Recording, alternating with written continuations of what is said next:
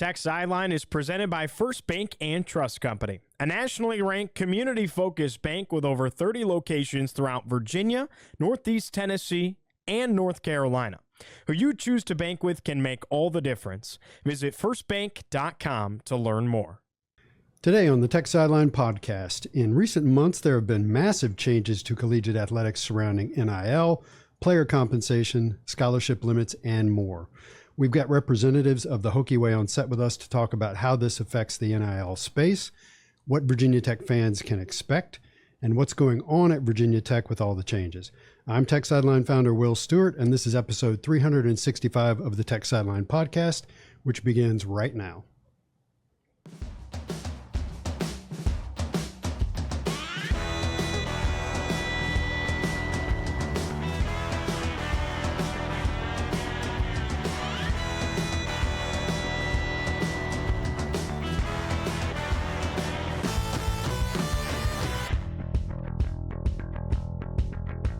We're recording on Tuesday, July 30th, 2024 from our studio in the Virginia Tech Corporate Research Center. Remember to like, subscribe, and refer our show to a friend, and head over to techsideline.com to check out the extensive editorial content. If you've never seen it, it's amazing. Tech Sideline is presented as always by First Bank and Trust Company. This episode is also presented by the Hokie Way. In their third year of operation, entering their third year of operation, the Hokie Way thanks Virginia Tech fans for their support of their mission to leverage student athletes' name, image, and likeness in support of charitable organizations. To learn more, visit thehokieway.org. I'm your host, Will Stewart. Producing today's show is our Director of Media, Nick Brown. To my right is Executive Director of the Hokie Way, Matt Sams. And across the way is Board President of the Hokie Way, Jim Petrine. Gentlemen, welcome on the set. Did I get your title right, Jim? I think so. Yeah. Board President of the Hokie Way? Yeah, that sounds good. So before we begin, I got some questions I want to ask you guys, but let's bring everybody up to speed on the changes that I referenced in the intro. If I at any point say anything that's incorrect or you want to clarify some things, go ahead and jump in. But let's take it in order. I got three things I want to talk about. The House versus the NCAA and associated legal cases. A settlement on that case has been put before a judge, and if approved, the biggest thing to come out of that settlement is revenue sharing will be put in place for current student athletes, enabling an athletic department to directly pay up to about $20 million per year to their student athletes in revenue sharing. Yep. Yes. Increased scholarship limits, and this is actually an offshoot of the House versus NCAA and associated cases. The NCAA is expected to approve increased scholarships across multiple sports. Some examples. Football will go to 105 scholarships, 20 more than they currently have. Men's basketball will go to 15, which is plus 2 over the current 13. Baseball will go to 34. That's crazy. Baseball is currently at 11.7 scholarships, if I remember correctly. Yep, plus 22.3. Yeah. Softball, 25 scholarships. Nice, that's plus 13. Volleyball, 18 plus 6. And I believe it extends to other sports as well, like wrestling and things like that. So this doesn't mean that an athletic department has to fund all those scholarships. It means it can if it wants to. Correct. But that's always been the case. You don't have to fund every Right. scholarship. Now, the big one, and this is what we'll spend some time talking about, there's a new Virginia NIL law that allows, and I'm reading from the press release, that allows public and private institutions of higher education within the Commonwealth to create and facilitate name, image, and likeness opportunities for their student athletes. In other words, NIL operations will become more streamlined through school involvement. And the phrase we use is bringing NIL in-house. This bill was signed into law in April and took effect on July 1st, almost 2 months ago. So the last one is the big one for the future of the Hokie Way and Triumph NIL. And Virginia Tech fans have a lot of questions. So let's get to the big question first. Does this mean NIL will be brought in-house? What will happen to Triumph and the Hokie Way? Will Tech fans donate to NIL via the Hokie Club and get points? Virginia Tech has yet to officially say anything, even though that law has been in place for 2 months. Now, understanding you're not representatives of the athletic department, you represent the Hokie Way. What can you tell us about what is going on at Virginia Tech that we haven't heard about yet? What's happening? Want that one first? Well, I'll try a first shot at it. One thing I wanted to clarify to start with is the House versus the NCAA is all for 25-26. So we're not going to see that happen this upcoming year. Also, that's a big point to make. That's not until 25. The other part being the law change is we are still fighting a battle of figuring out what that means. The biggest deal we know right now is, thank goodness, we can communicate and have the Tech family, the Hokie Club, work with us on doing what we're trying to do. Still fundraise. As of right now, our marching orders are everything is still the same for the Hokie Way. We are continuing to raise funds, do the same operation we've been doing in the past. We foresee a lot of changes happening down the road, but as of right now today, we are still operating the same way we were, with the added bonus of the university being able to help us fundraise, talk to people, do that type of thing. Right. But other than that, as of today, we're still in the same operation, and why we're really pushing hard to finish strong for this football season. Yeah, and I would just say, as you said, we're not messengers of the athletic department or Hokie Club by any means, but I think Jim and I can both say confidently that administration is working very hard to put a plan in place to make sure it's in line step or in step with the university's direction, and from there we'll go on. But the plan's being worked on. It's being worked on hard by our friends in athletics and Hokie Club, and I think there's going to be some good things coming down the pike. I think when Virginia Tech fans, and this is historically true of Virginia Tech's responses to NIL since it became legal 3 years ago, Virginia Tech prefers to take their time and do things correctly.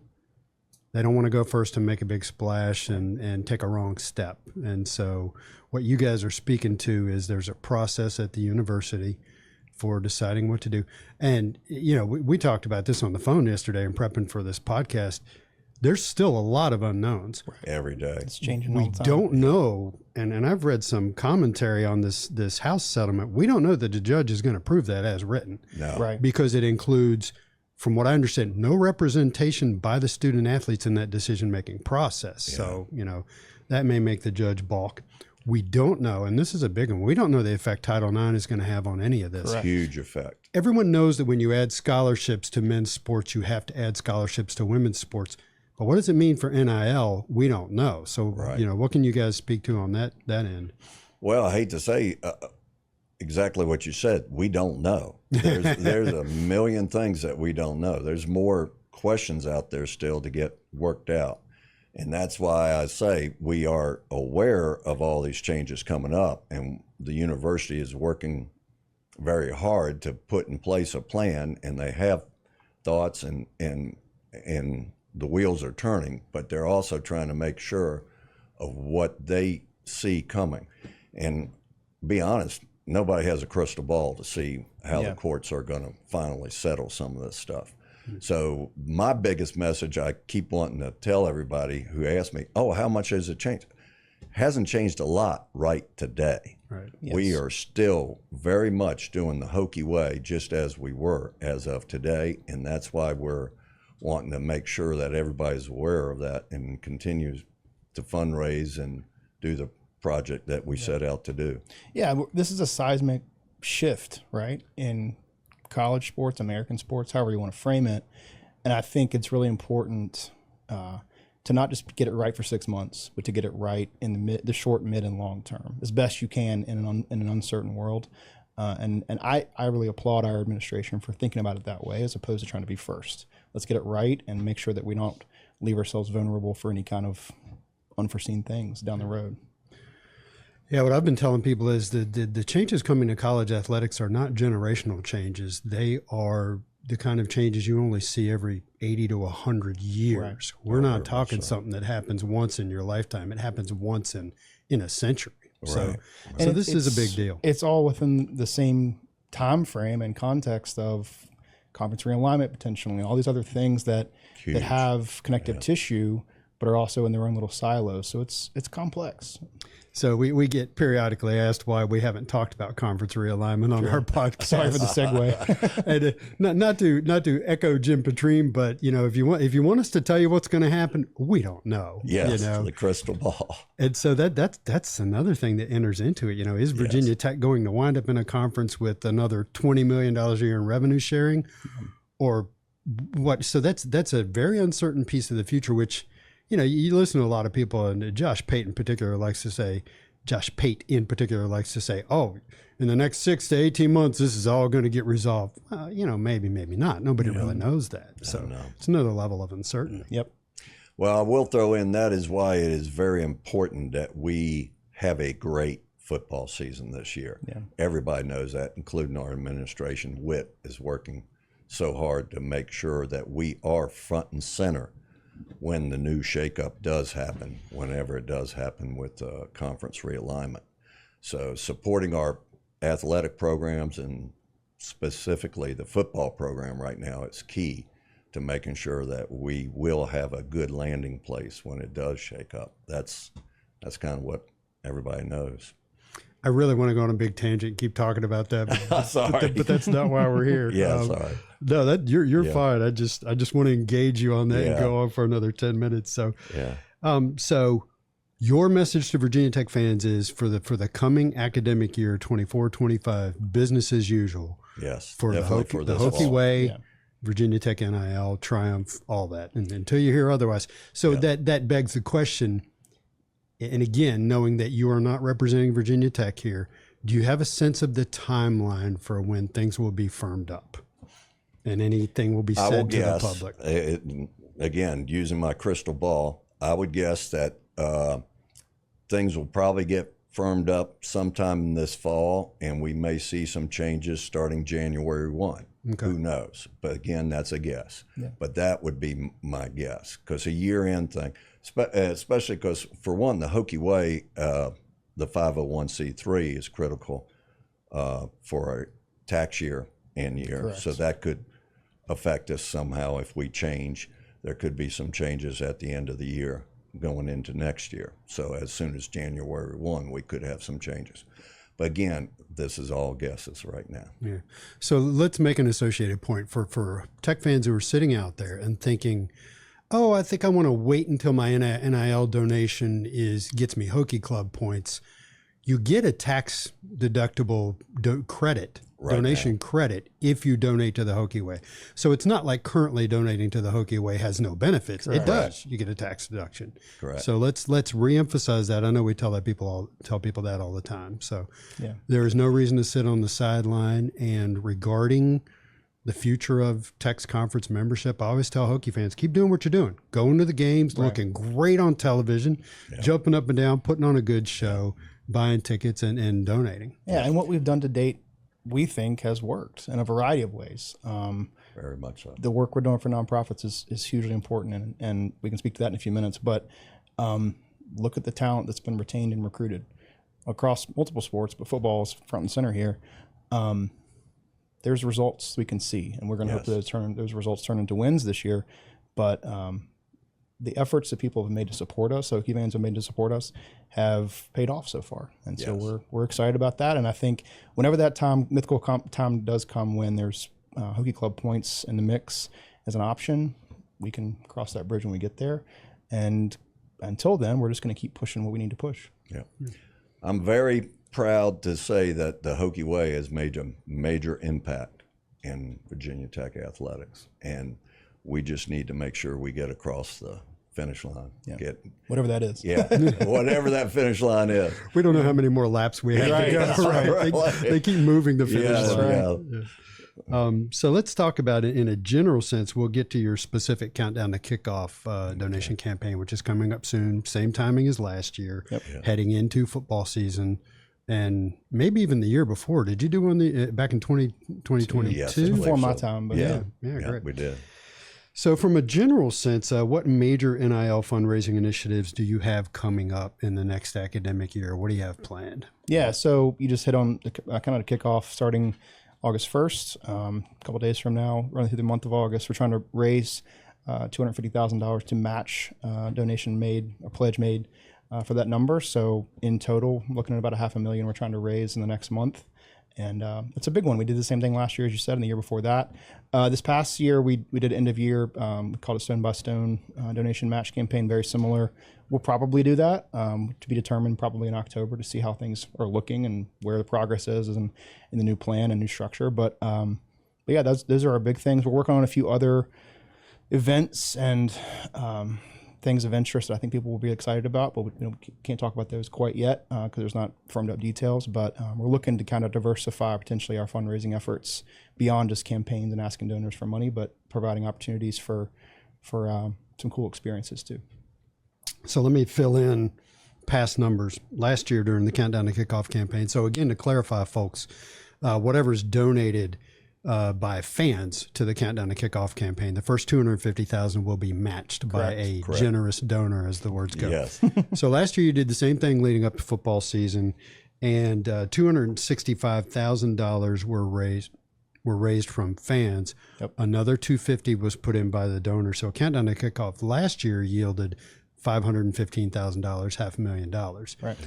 The Stone by Stone, was that what it was called? And that was at the end of the year? Yeah. December 1, December 31st. Yeah. Okay.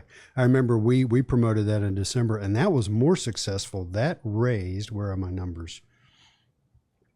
Oh, there were donations of $473,000. Yep. $250,000 was matched, and that's a total of, I did not put that number in my sheet. So you got to have 473 and 250, 713,000, Correct. 23,000, $723,000. Yep. So when you went at it in December, that was more successful. Yeah. Yeah. I think the momentum built from A good season. a good end of the season, bowl game, all that kind of stuff. We saw a major flurry of donations come in right after the bowl game. So that, kind of makes sense. People were excited about what they're seeing on the field and supporting that. So. And a lot of people do their end of year Correct. donations tax-wise, looking at the tax advantage, which we always have to remind people, we are a qualified 501c3. Yep. So you do get that tax advantage. So yeah, a lot of people are thinking about taxes come the end of the year more so. And I know that in my household, there's just a lot of money going out in December. So, hey, why not donate some to the Hokie Way also? Yeah, there you go. There you go. So that, if you just look at August through December of last year, that was $1.24 million raised by you guys. And what ensued in the next 1 to 3 months was a very successful roster building effort on the part of Virginia Tech football. So it all ties together, folks. I say it all the time. Yes. We've got the ad reads from Triumph NIL and the Hokie Way that we do, and I've added the line, NIL is working at Virginia Tech. Yes. Thank you for that. So I think that pretty much covers Countdown to Kickoff. We will drop, folks. So it officially starts on August 1st. This podcast will run on July 30th. So it'll be out there about a day and a half. We'll go ahead and put a link down in the YouTube description. If you want to get an early start on that, go ahead. So look for that over on YouTube. And let's make sure we note that Tech Sideline donors will have their own little designations, so we'll be able to keep track of that and know what the tally is. We've asked Tech Sideline to agree to set a goal of $100,000 of that overall number. So we appreciate everybody's support in that, and you guys flew past that this past time around. So let's get into the history of that. Yes, the Stone by Stone campaign that ran in December. You guys received 769 total donations for $473,000. 769 for $473K. 513 of those 769 came from Tech Sideline. Yep. And Tech Sideline contributors donated just a hair under $110,000. Yep. So the number of donors was about 2/3 TSL people.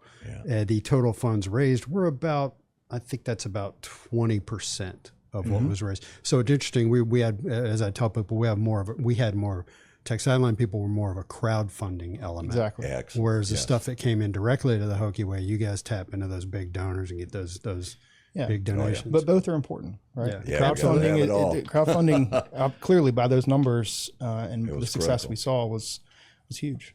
Yeah. All right. So again, that'll begin August 1st. And another thing I want to add to that, we Tech Sideline are putting the finishing touches on. In the past, we've encouraged people to be part of the campaign, and we've included our coded donation box. we're going to be doing a neat little project, the proceeds of which will also go into the Countdown to Kickoff campaign. So look for that. You'll know it. You'll see it when it's coming. I haven't quite wrapped everything up yet, so you know how it is. I can't tell you what we're talking about right now, but it's going to be neat. So look for that, because it'll also produce some funds for this campaign that you're doing. So you think you're going to do another one in the fall. And Matt, in the past, you and I have talked about some really neat ideas, some things in the hopper, and I'm sure you're still working on other stuff. Is there anything you can tease at all, or do you have to keep it to yourself at this point? We're pushing hard to bring some live music to the mix here. It's a question of when and how and honestly where. On campus, in Roanoke, a mixture of both. But I think we're going to see some fruit from that labor to get that turned around. I'm hopeful to have some announcement to be made in the next couple of weeks, if not month. But so Taylor Swift will be in Lane Stadium. Yeah, the Eras Tour is coming. Get your suites now. No, that's not going to be in the mix. We're working on who's going to fund that one. Maybe Travis Kelce can make it. Gala says, I play tight end. Yeah, exactly. Yeah, there you go. But yeah, we're working on that. I think it's going to be cool. It's a successful podcast when you've gotten a Taylor Swift reference in there. Yeah. Oh gosh. All right, so again, folks, look for that starting up soon. You trust me, if you follow Tech Sideline, you'll hear about it. Yeah. So let's go over some of the. I mean, you guys have been at it a couple years now, getting ready to enter your third year. So let's talk about the history of what the Hokie Way has done. You have built your roster of nonprofits that you support, charitable organizations that you support, up to 9, correct? Yep, right. I always do this to you guys. Can you name all 9 of them off the top of your head? Okay. Let's see if I can do this. American Heart Association, Boys and Girls Clubs of Southwest Virginia, Feeding Southwest Virginia, Eastmont Community Foundation. You put me on the spot here, Will. Thanks a lot. Special Olympics of Southwest Virginia. Vittles for Vets. Vittles for Vets. We got 3 more. I mean, you got my heart pumping here, Will. I can't remember them all. That's all right. I'm looking up the list. Look up the list. American Heart Association, Boys and Girls Club of Southwest Virginia, Eastmont Community Foundation, which, what do they do? Are they They do a variety of things. Yeah. They really support the residents of Eastern Montgomery County in a variety of ways. Okay. Food banks, supporting the local school and local youth. One of our biggest things we do with them is working at their food bank in Shawsville. But they have a tomato festival, for example, coming up in a couple of weeks, which is really cool, and it's free for families to come. And last year we had 6 athletes there doing all kinds of fun stuff. So anyway, that's and the reason I asked about them is it's not clear from the name what they do. Right. Whereas the next one, Feeding Southwest Virginia, you get an idea of what they do. So Life Ring Foundation, which is pediatric cancer. Yeah, just a couple weeks ago they had their big invitational golf tournament with celebrities, and it was an incredible success. We had a bunch of athletes there, and they raised $1.4 million in one day. For 1.4 million for pediatrics. Yeah. So we actually asked down at the ACC kickoff, we asked Dorian Strong, who was involved in that, about we asked him about NIL in general, but he mentioned that Life Ring event. So here's what Dorian had to say. Triumph NIL, they do amazing job with us at making sure that we have those connections. Like, for example, the other night we just hosted a foundation for pediatric cancer, and Bo Jackson came, Eric Dickerson, Marcus Allen, Michael Vick, all them guys came in, that was a great step. My dad, I had to send a picture to my pops and tell him, hey, I'm sitting across the room, Bo Jackson, just met Bo Jackson. So, meeting those guys and, being able to, meet those guys, it's the world. It's crazy. It's very good, very blessed. So good stuff from Dorian. Clearly a little starstruck. Couldn't believe he was meeting Bo Jackson and the other folks that were there. So that's very cool. The other ones are Runner Prevention Alliance, which keeps youth out of youth that are maybe in danger of getting into drugs or gangs or whatever, inner city and beyond. It provides activity and programming to keep them kind of out of trouble. In fact, we're bringing them to. They're making a field trip. A group of kids from that group. August 14th, they're coming to practice. And they're going to get to watch the second half of practice, preseason camp that day, and then meet some of the players afterwards. So that's going to be really cool. Very cool. Yeah. Ronald McDonald House Charities. Yep. Special Olympics. I've seen some of your stuff on social media you've done with them. Yep. Vittles for Vets, which is feeding veterans, correct? Correct. Yeah, they provide resources for veterans and their families who, food and other household goods. Yeah. All right, so let's get into some numbers. I think you've got some numbers there, Matt. So at some points I may ask you for a clarification on what a term means. So tell us what you've done. So I went back and pulled some numbers just to kind of be as accurate as we can over the last 18 months or so. So 267 total activations, which means that could be events, that could be event appearances, could be promotional content, could be it's a wide variety of things, but that's the total number. 114 total athletes have participated, so across all sports. I think to date we've had 16 sports represented in that mix, and our male to female ratio is somewhere around 55 to 45, something like that. We've had north of 1.2 million social media impressions on behalf of our nonprofits, coming from student athletes, coming from the Hokie Way, coming from all of our different outlets for that. So that's a pretty big number. This year alone, we've also purchased some advertising inventory with local it's our region essentially, to include cable and streaming networks, and provide that inventory to our nonprofit partners to put our athletes on TV supporting their missions. So in the last 4 months or so, we've had 120,000 plus streaming ad impressions and 5,000 plus commercials aired on television for our nonprofits. So nice. I need to advertise stuff. Tech Sideline, so I need to ask you how you do that. Very good. That those are big numbers, and I know from speaking with the athletes over the years, talking to Josh Fuga last year at ACC Kickoff, these events make a big impression on the athletes. Yeah, and I think Fuga might be our leading, our most frequently partnered with a student athlete, just because he's done a lot of different things for a lot of different nonprofits. Yeah, Josh is in his 12th year here playing football for Virginia Tech. And he will be sorely missed. So I hope he has a good super senior year, whatever year it is he's in now. So tell us about, in addition to Countdown to Kickoff, what events you've got coming up on September 5th and September 12th. So tell us about those. So we're doing some pretty cool things. We're actually having a Hokie Way Day at Feeding Southwest Virginia at the Food Bank in Salem. And we're trying to bring together student athletes and administration folks, our folks from our board, the local alumni association, Roanoke Hokie Club, et cetera, to do a service day at Feeding Southwest Virginia. So we're going to be there from 1 to 4 on September 5th. It's a Thursday before the Marshall home game. And honestly, it'd be great if a couple of Tech Sideline folks want to join us, some subscribers. The first 5 folks who email me and want to show interest in participating with us, we'd love to have you. It's Matt, M-A-T-T, at thehokieway.org, and please join us. So that'll be a fun thing. We'll hopefully have some media there and just kind of provide a service day. I think that's going to be important and shows our work in practice. September 12th, we are partnering with Rec Sports of Virginia Tech to host a field day fundraiser for American Heart Association. And what that means is that we're trying to put together 10 teams of participants to do things like cornhole and rope pulls and potato sack races, things of that nature. Low, nothing too physical.